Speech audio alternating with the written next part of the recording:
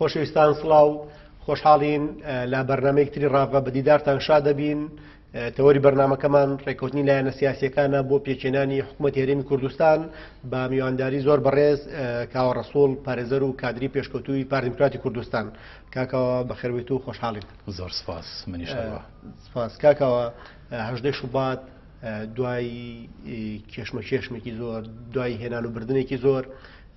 پەرلەمانی کوردستان کۆبوویەوە سەرۆک و جێگرانی دیاری کرد و هەنگاوی کردەیی حکوومەت دەستی پێکرد. پێم خۆشە بەڕێز دەدۆک پارێزەرێک وەکو کەسێکی ڕۆشنبیر و کادرێکی پێشکەوتوی پارتی سەرنجت چێ لەسەرەوەی کە ئەگەرچی بۆ نزیکەی 4 مانگ پێچێنانی حکوومەت دواکەوە بەڵام سەرنجام ئیرادەیەکی گشتی هەبوو بووە هۆی ئەوەی کە چیتر پێچێنانی حکوومەت دوانەکەوێ و گفتوگۆکان گەرم و گوڕی زۆری بەخۆیەوە دیوە. ئەگەرچی بۆ نمونە بەداخەوە کە برادرانی چێتی شپانی کوردستان بەشدار نەبوون لە کۆبنەوەکە بەڵام بەشی هەرە زۆری فراکسیۆن و لایەنە سیاسیەکان بەشداری کۆبنەوەکەی 18 شوبات بوون و ئەم کۆبوونەوەی بەباوەڕی تۆ ئەمەلەیەک ومێ دەکاتەوە بە خەڵک بۆی کە کابینی حکوومەت هێرێمی کوردستان لە کاتێکی نزیکا پێک بهێنرێ و ئەو بەڵێنانەی کە بە خەڵک دەداون بە تایبەتی سەرۆختی هەڵبژاردن بەکردار بکرێن. بەڵێ زۆر سپاس. ئەمە دەکرێت بڵێن دوو ڕەهەندی هەیە. 18 شوبات بەڵێ کاتەکە بە تەسەوری هەموو لایەک پێم وابێ زۆر درەنگ بوو بۆەوەی کە پێکێنانی حکوومەت و هەروە هەڵبژاردننی سەرۆکایەتی پەرلەمان و هەروە چاوەڕوانی خەڵکیش بەڕاستی. ئەمە پێویستیمان بۆەوەی هەڵوەستێ لەسەر بکەین ئایا تا چەند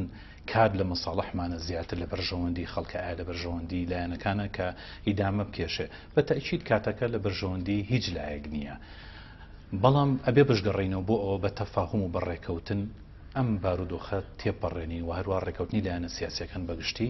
ئەوە ئەگەر کاتی تریش دەین بە ئەوە هێشتا هەر پێم وابێ کارێکی زۆر پیرۆز و زۆر گرنگە. چونکە ئەگەر متابعی ئەوە بکەین و سیر بکەین هەم لە ڕابردوو هەم لە ئێستاشدا زۆر ئەوەندەی کە بەرهەمی تەوافق و یەکڕێزی و تەباییمان کۆ کردوتەوە و بەرژەوەندی خەڵک باشتر چۆتە پێش لەو جانیبەوە بەڕاستی لە لایەنەکانی کەی چۆن بڵێ دوورە پەرێزی و بە شێوازێکی تر ئەمە بەرهەمێکی ئەو تۆی نەبووە دڵنیاشم هیچ کاتێ بەرهەمی نییە. بیریشمان نەچێ هیچ بەدیلێکمان نییە بۆ تەوافق بۆ یەکگرتن بۆ یەکڕێزی بە تایبەتی میلەتی ستەمدیدەی ئێمە کە ساڵەهای ساڵە بەرهەم و کە نەبووە کیانێکی ئەو تۆشی بۆ دابین نەبوو تا ئێستا یا چۆن بڵێ نەبووینە هەتا دەوڵەتی شتا ئەم مەرحەلە هەمومان نەزانین لە ڕووداوەکان لە مێژووی کۆنیش و لە ئێستاشدا پەیوەندی بە یەک نەگرتنەوە هەبووە پەیوەندی بەوە هەبوو کە ئێمە نەمانتوانیوە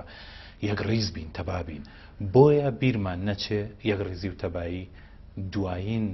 بەدیلی هەموو دانیشتەکانمانە هەموو پێکاتەی ئیشوکاری حکوومەت و پەرلەمانمانە.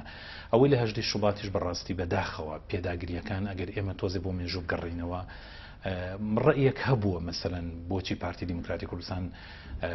یا کاتێکی زیاتری بۆ بدایە. ئەگەر ئێمە لێرەدا هەر وەکو ڕێی شخصیش قسە بکەین لەسەرم بابەتە وەکو کوردی قسە بکەین پێم وابێ پارتی دیموکراتی کوردستان فرسەتی زۆر لە باریدا بۆ مۆزوعانە. بەدەلیلی ئەوەش و بەڵگەش بۆ ئەم بابەتە ئەوەیە تەنانەت کۆبوونەوەکە چەند موسیر بوون لەسەری چەند دانیشتن کرا چەند هاتنە پێشی تەنانەت ئەو مرونەتەی کە وەفدی پارتی وەفدی دانوستانکار نواندی بۆ ئەو بوو کە ئێمە بە یەکڕێزی و تەبایی بچینە ناو کۆبوونەوەی پەرلەمان و سەرۆکایەتیش هەڵبژێردرێ. بەڵام بەداخەوە ئەوەی کە یەکێتی نیشتیمانی کوردستان کردی ئەبووایە بەڕاستی ئەوان زۆرتە داکۆکی لە بەرەو پێشچوونی کۆبوونەوەکە بکەن و لە ئەنجامدانی کۆبوونەوەکە بکەن. چونکە چەندێک دواکەوێ ئەوەنە ئێمە زەرمەند دەبین. خەڵکی کوردستان بەگشتی هەمویان چاوەڕوانی ئەوەکەن کۆمەڵی پرۆژەی تازە کۆمەڵێک کاری جوان ئەدائێکی تازە لە حکوومەت چاوەڕوانەکەن بە گۆڕانکاری لە حکوومەت و لە سەرۆکی ئەنجومەنی وەزیران و هەتا هەموو موسساتەکانی تر و دەستگاکانی تر خەڵکی چاوەڕوانی شتی باشتریان دەکرد. بەڵام بەداخەوە ئەو دواکەوتنە یان چۆن بڵێ بەشداری نەکردنی ئەوان کارێکی زۆر خراپ بوو کارێک بوو کە ئێمە هەمومان نەزانین بەدیلی تاوافقمان نییە. ئەگەر سەیری ڕەهەندی ناوخۆیی و دەرەکی و ئیقلیمیش نێودەوڵەتیش بکەی ئێمە یعنی هەموو ئیتیجاکان هیچ کامێک لە ڕێی ئەوانیش بەرەو ئیتیجای نامان بە کە ئێمە بە تەنها خۆمان حکوومەت بەڕێوەبەرین. پێویستیمان بە یەک ڕێزیە پێویستیمان بە ئەوەیە هەموو فکرەکان کۆ بکەین و لەسەر مێزێک بۆ خزمەتی خەڵکی کوردستان. کاکەوە زۆر تەرکیز لەسەرەوە بوو کە لە تەوافقا بەرهەمی گەورەمانە بووە. بەڵام لە ساڵانی ڕابردووە بە تایبەتی لە سەردەمی ڕێکەوتنی استراتیژیا لە نێوان پارتیۆیەتی بەشێ لە هێزەکانیان بەشێ لە باڵەکانی ناویەکێتی بەشێک لە خەڵک بە ناوی ڕۆژنامە نووس و چاودێری سیاسی و تایتڵی جیاوازانێ دژی ڕێکوتنەکە بوون یعنی ئەو پارتی دیموکراتی کوردستانە بەردەوام پێداگرێت لەوەی کە بە تەوافق ئەتوانێت مافی کورد باشتر لە عێراق بچەسپێنێەوە سەقامگیریەک ئارامیەک ئەوەدانێک لە کوردستان بەدی بهێنێ یعنی ئەمێ بڵێم کە مووقیفی پارتی موسیرەوە بەردەوام لەسەرەوەی کە پێویستە بگەڕێتەوە بە تەوافق و ئەگەر لە 18 شوباتیشا یەکێتی ئامادە نەبوو پارتی دووبارە ئامادەی کۆبوونەوە و گفتوگۆ و دیالۆگ و بە تەوافق تێپەڕاندنی کێشەکانە بەڵێ بەڵگە بۆ ئەوە چییە؟ پارتی دیموکراتی کوردستان هەر لە سەرەتای دروستبوونی تا ئێستا ئەو ڕووداوانەی کە بەرامبەری یا چۆن بڵێ ئەو پرۆگرامانەی بەرامبەری جێبەجێکراون لەبەرەوەی کە پێمانەوە پارتی دیموکراتی کوردستان داکۆکارێکی سەرسەختی مافەکانی خەڵکی کوردستانە و هەمیشە تەسحیشی داوە بۆەوە بەڵگە زۆرە بۆەوە هەر بۆ نمونە بەدەستێنانی 45 کورسی پەرلەمانی کە بمانێ نەمانێ ڕێژەیەکی زۆر خەڵکی کوردستان دەنگی داوە بە پارتی ئەمە خۆی بەڵگەیە لەسەر پرۆگرامەکانی پارتی لە ساڵحی خەڵکە و زائیدەن ئیشکردنی پارتی بۆ تەوافق چۆن ئەبێمە ڕوون کرێتەوە ئەگەر پارتی نێوێ بە تەوافق حکوومەت و پەرلەمان و مؤسساتەکانی تریشمان بەڕێوە بچێت دامەزراوەکانی تر ئەو کاتە ڕەنگە مثلەن خۆی بەتەنها لەگەڵ لایەنێک لەگەڵ کوتلەیەکی پەرلەمانی هەوڵی ئەوە بدات چکە دەنگێکی ڕێژێکی زۆری بەدەستێنەوە بەڵام پێی وایە هەموو کاتێک بە یەکڕیزی و بە تەبایی و بە مرونەتی حتا لە دانیشتەکانیشە لە تەنانەت کۆبوونەوەی لەگەڵ برانی بەڕێزی گۆڕان هەمومان نەزانین کە ئەوان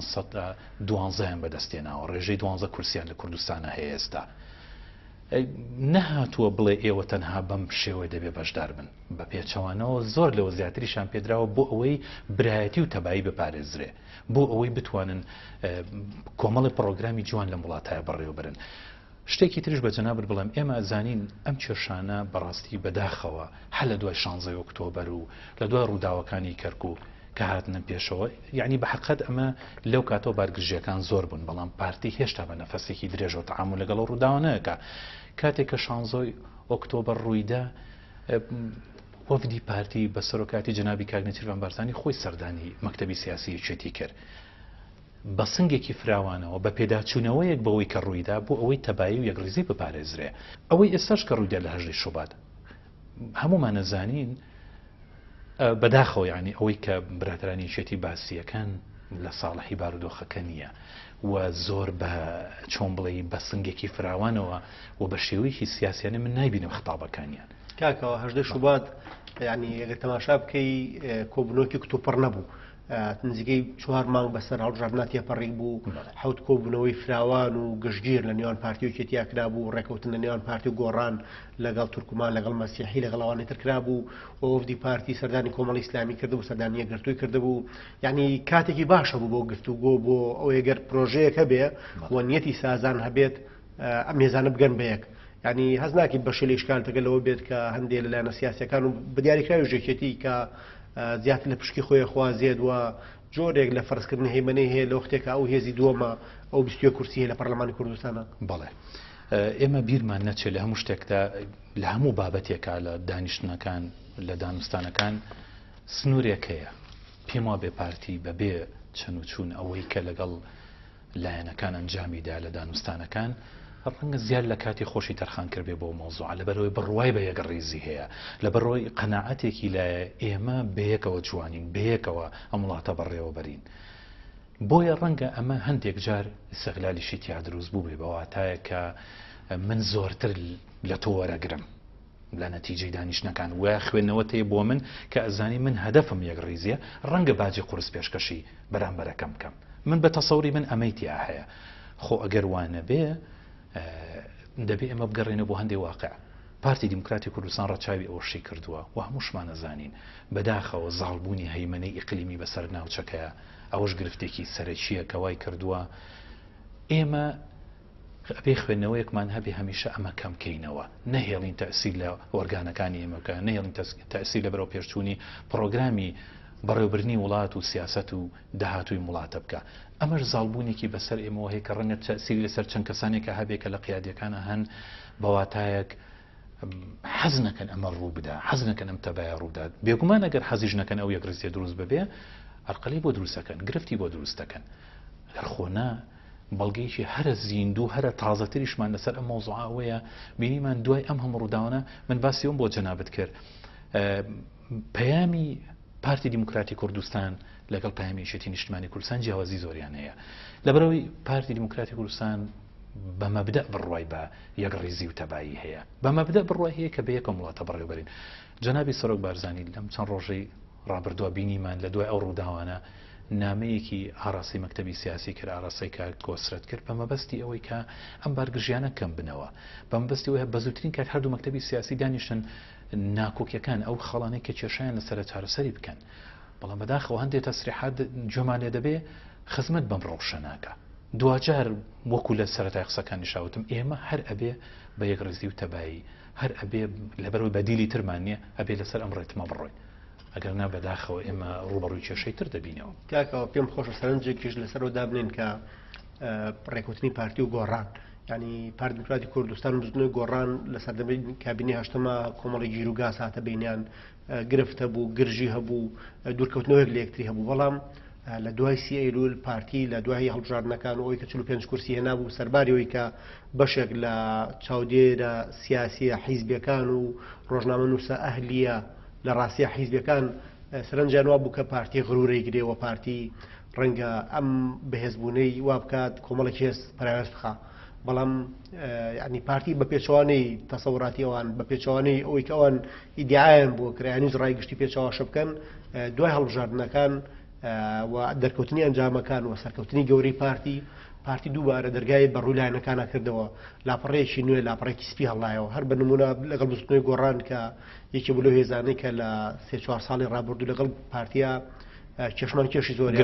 گرفتی زۆریان هەبوو گرژی هەبوو تێنەگەیشتن هەبوو بەڵام پارتی و گۆڕان تا ئەو ئاستا ئێستا سازاون کە بەر لە یەکێتی نیشتیمانی کوردستان پارتی و گۆڕان وەرەقەی سیاسی خۆیانیان ئیمزا کرد و بستنەوەی گۆڕان ئیلتیزامی کردو بۆی کە بەشداری کابینەی نوێمی حکوومەتی کوردستان بکە ینی ئەمە بەسیتەوە بۆی کە پارتی لە دوای هەڵبژاردنەکانەوەیە بە نەفەسێکی باشتر بە سنگێکی کراوە و وەگەوەی کاڵێن پارتی غرور گرتووی و پارتی ویسی بڵێن غرور نەیگرتووم و من هەر هێزە نیشتیمانەکەی دوێنێم و بۆ زۆرە مامەڵاکەم هەرەوەی جەنابەت باس کرد پێچەوانەی ئەو واقعەیە ئەوەی کە بەڕێز باسیەکەی هەڵبەتە نەتیجەی زۆری دانیشتنەکان کە نزیکی نازانم ڕەنگە 4 مانگ زیاتر بێکەمتر نەبێت لەسەر ئەو بابەتانە بۆی ڕێکەوتن دروست ببێ ئەوە باشترین بەڵگەیە کە پارتی نەغرور نەیگرتووە بەڵکو پەرۆشی یەکڕێزیە پەرۆشی ئەوەیە لایەنەکان هەمویان هاوبەشی بکەن لە بەڕێوەبردنی سوڵتەی وڵاتە ئەوەی جەنابەت باسی بزنەوەی گۆڕان کە من لە سەرەتاشەوە باسم کرد ئەوش بەڵگەیەکی ترە هەمووان زانین لە ئیستحقاقی انتخابی خۆیان زیاتریان پێدرا برایانی بەڕێزی گۆڕان بۆ لەبەرەوەی مرونەت و ئەدای پارتیش بۆ ئەوەی هەر بۆ ئیتیجایەکە لە سەرەتاوە باسم کرد بە پێچوانە نەغرورت نەیگرتووە تەسحیێشی داوە بۆەوە و حازرە من تەسەورەکەم تەسحیتریشدا لە پێناوی یەکڕێزی خەڵکی کوردستانە کاکەوە پێم خۆشە لەسەرەوە قسە بکەین کە دواکەوتنی من جۆرن لە ناومێدی لای خەڵک دروست کرده بوو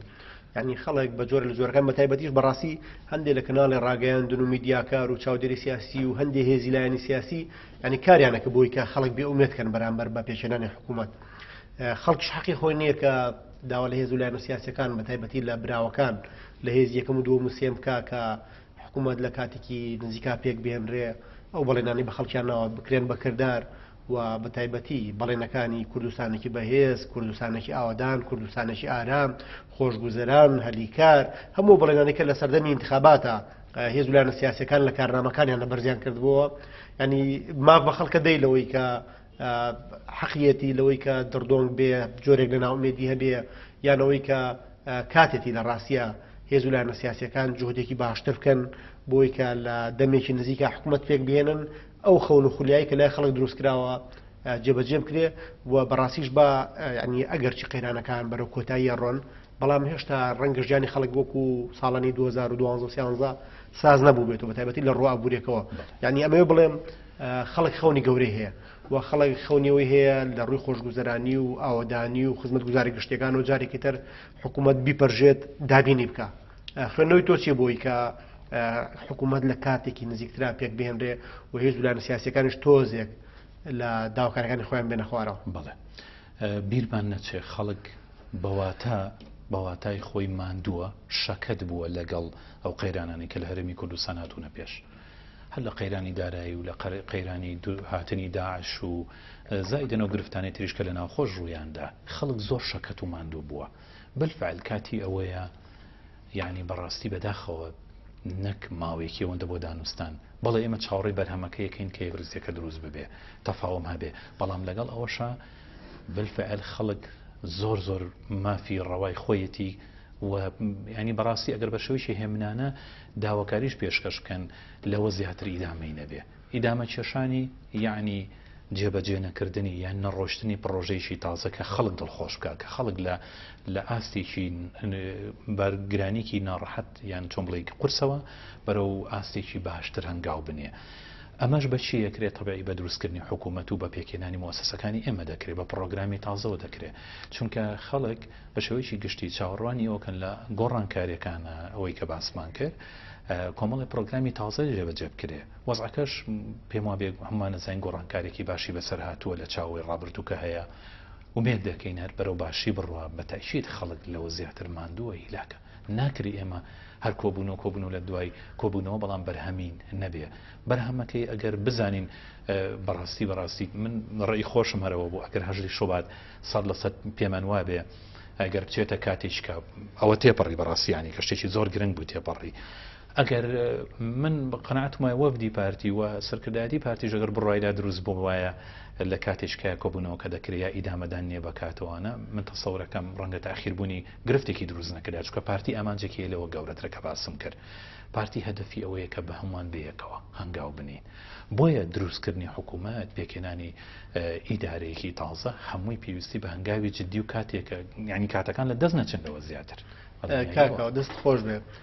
دەنگۆیەک هەیە و هەندێک هەوڵی نەزۆک هەیە بۆ ئەوەی کە باز لە دوو ئیداری یەکەن یعنی مادەمەوەی کە لە 18 شوبات یەکێتی ئامادەی کۆبوونەوەکە نەبوو ئەگەری دوو ئیدارەی هەیە ئەگەری دوو زۆنی هەیە جۆرێک لە گرژی و پەشێوی سیاسی ڕوو لە کوردستانەکە پێم خۆشە بۆچوونی کاکاوە وەکو کادرێکی پارتی دموکراتی کوردستان بزانم پارتی لەگەڵ دوو ئیدارەیە لەگەڵ ئەوەیە کە جارێکتر ئێمە بگەڕێنەوە بۆ دوو زۆنی بەڵێ ئێمە جارێکتر ئەگەڕێینەوە سەرەتای گفتوگۆکە ئەگەر پارتی هەمیشە و هەردەم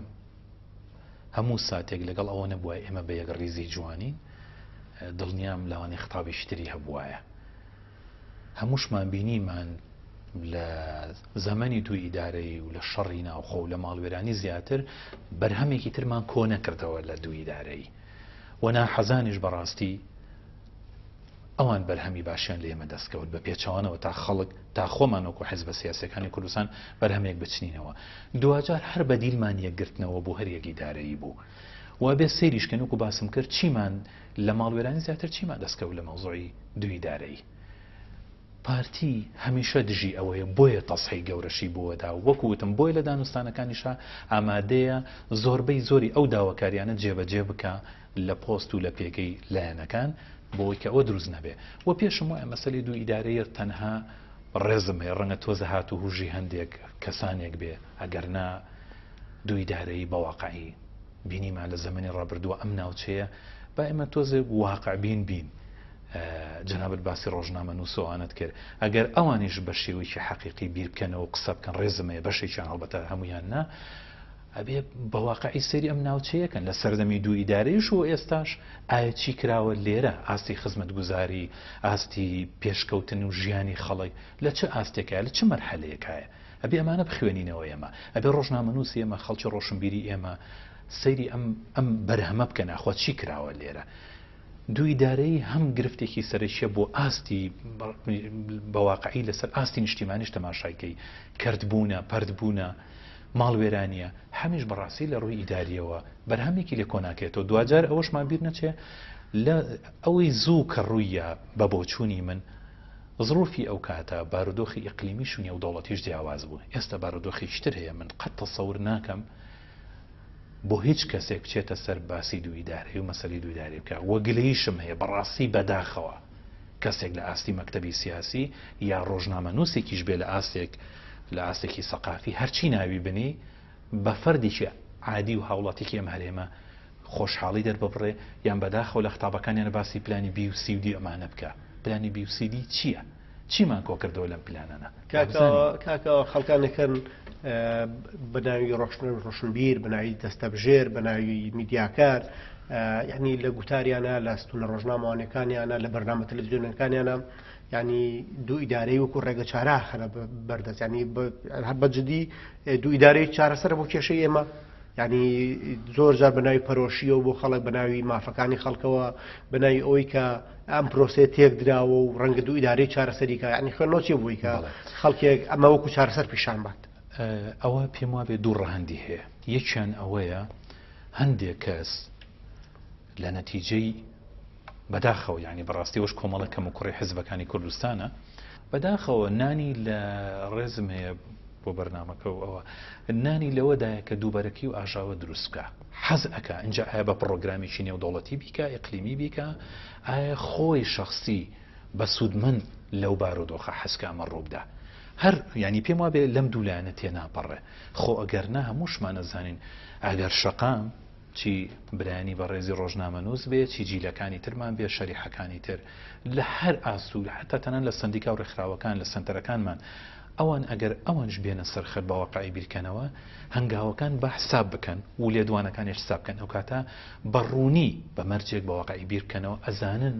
چێ تا چەند لەگەڵ ئەوەیە کە ئەم هەرێمە یەک پارچە بۆ یەک ڕنگ و یەک دەنگ بێ و چێش پێچەوانەکەی هەوڵی بۆوەدا. لەبەرەوە ئەمە پێم وابێ لەو دوولایەنە تێناپەڕێ و مێدەکەن شتی واڕوونەدا. پێم وابێ زۆرتری شەر شتێکی عەلامیە تەسەوڕ ناکەم. کاکە بەرەو کۆتای بەرنامەکان ڕۆین، پێم خۆشە دیدی جەنابە بزانم ڕوانینی جەنابەت بۆ ئەوەی کە بە خوێندنەوەی ئەو هاوکێشەی کە هەیە و بۆ دەستپێشخەرانی کە بەرداوام پارتیەی کات و ئەم ڕوونەتەی نواندوێتی و ڕازیبوونی بەشێکی زۆری لایەنە سیاسیەکانیش بۆ دۆخە سیاسیە کە ئەوەی تا ئێستا ماوەتوانێت زیاتری دانیشتمانی کوردستانە. ڕوانینی تۆ وایە کە لە زەمانێکی نزیکە پارتیۆکێتیەک ئەگەنە ڕێکەوتن و بەسەر ئەم کۆسپە بچووکە حیزبیانە تێپەڕن و بەها باڵە نیشتیمانیەکان خواستەکانی خەڵک بەرژەوەندی خەڵک لە بەرچاو بژیرێت و حکوومەت لە کاتێکی باشە پێک بێنرێ. بەڵێ من هیوام وایە بە پشبەستن بەوەی کە لە ڕابردووەکو عەرزم کردی بەڕاستی تەجروبێکی تاڵ و تفت و ناخۆشمانەیە لەگەڵ ڕووداوەکانی ڕابردووە. بۆیە ئەگەر خوێنەوە بۆ ڕووداوانە بکەین و هیواشم وایە لە زووترین کاتە لە نزیکترین کاتە و کێشانە چارەسەر دەبن، بە تایبەتی بەڕاستی لە مەسەلەی ناکۆکی دوو تەڕەفیشە ئەگەر لایەنێک لە بەرامبەری لایەنەکەی تر مەرونەت بنوێنێ هەڵبەتە دەکەنە ڕێکەوتن. زۆرۆفی کوردستانیش ئەو وەسعشکە لە کوردستانە هەیە هەر پێویستی بەوەیەکو باسم کرد و لێرە شابێ ئەوش بخوێنینەوە یەشێتی نیشتیمانی کوردستان وەکو لایەنێکی گرنگی گۆڕەپانی سیاسی سەرهەرێمی کوردستان ڕاستە بە کۆمەڵێک ملاحەزات و بە کۆمەڵێک تێبینی لەسەر ئەوەی کە ڕوویاوە، بەڵام هێزێکی سەرەکی ناوچەکەیە و بەڕاستی لە ڕووی ئەمنیەوە لە ڕووی بوونی هەیئەیە کە لەم ناوچێ پێویستیمان بەیەکە ناکرێن تەشکیلی حکوومەت بەبێ هەر لایەنێک کەم و کوڕیتەیەکەوێ، بەڵام هەموو جارێک و توشمانە ئەمەش سنووری هەیە. بۆیە داواکەم هەر لێرەوە لە مینبەرەی جەنابتانەوە بە ڕوحێکی وەرزشی و بە ڕوحێکی باشتر لەوەی ڕابرد و کەڕوویە بە تەفاهم ئەو کێشانە چارەسەر بکەن و مێدیشم وای ئینشەڵا چارەسەرەکەی و هەروە بە دەستپێشخەرێکی جەنابی بارزانیش کە باسم کە لە سەرەتاوە ئینشەڵا زۆر شت باشتر لەوەی پێش و بەڕێوە دەچێت. کاکاوە ڕەسوڵ کاتی بەرنامەکەمە تەواو بوو، خۆشحاڵ بووین بە ئامادەبوونی تۆ لە بەرنامەی ڕافا. کاوە ڕەسوڵ پارێزەر و کادری پێشکەوتووی پارتی دموکراتی کوردستان، زۆر سپاس. لە خزمەتان سپاس. عەزیزان تا ڕافەکردنی پرسێکی تر بەخواتان ئەسپێرین و خواتان لەگەڵ.